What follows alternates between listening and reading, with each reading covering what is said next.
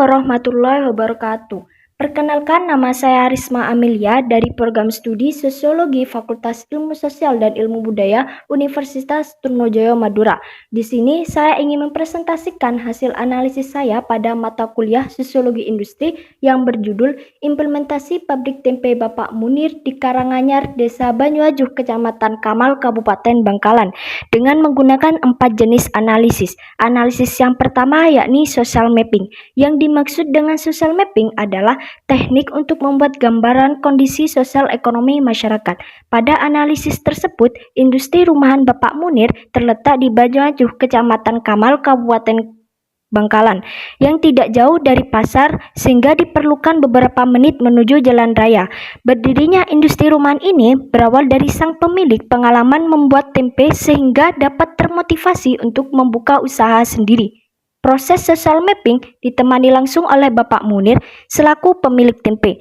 Dalam proses memproduksi, Bapak Munir tidak menjalin kerjasama dengan pihak lain, melainkan beliau mengerjakan bersama keluarganya. Usaha tempe Bapak Munir sudah cukup besar karena dapat didistribusikan di berbagai pasar.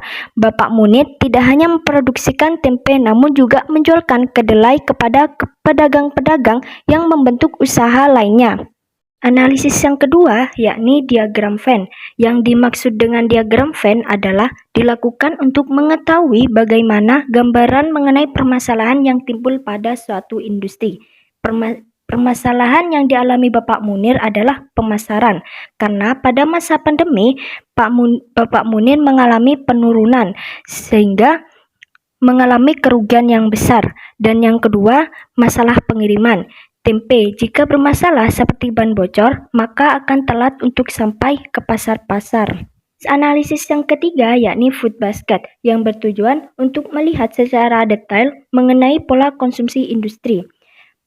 Dalam pabrik tempe Bapak Munir, konsumsi yang dibutuhkan oleh industri adalah meliputi kedelai, ragi, air, dan untuk bahan pelengkapnya, label, plastik, serta pencetak tempe agar ukuran tempe sama, dan daun. Cara pembuatannya dengan memakai kayu bakar untuk memasaknya. Analisis yang keempat yakni matrix scoring adalah suatu metode yang tidak hanya melihat ke permasalahan, namun harus dipecahkan melalui matrix scoring.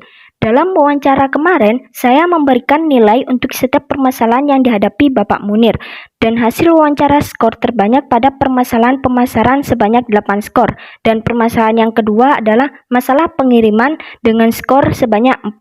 Setelah melakukan penilaian, maka disusun untuk mengatasi permasalahan. Untuk mengatasi permasalahan yang pertama adalah dengan cara dititipkan bukan hanya untuk dijual tempe namun menjual kedelai. Itu menambah pemasukan. Permasalahan yang kedua adalah waktu pengiriman. Jika terjadi kerusakan, maka sebelum melakukan pengiriman dengan cara dicek terlebih dahulu dan menyediakan cadangan mobil.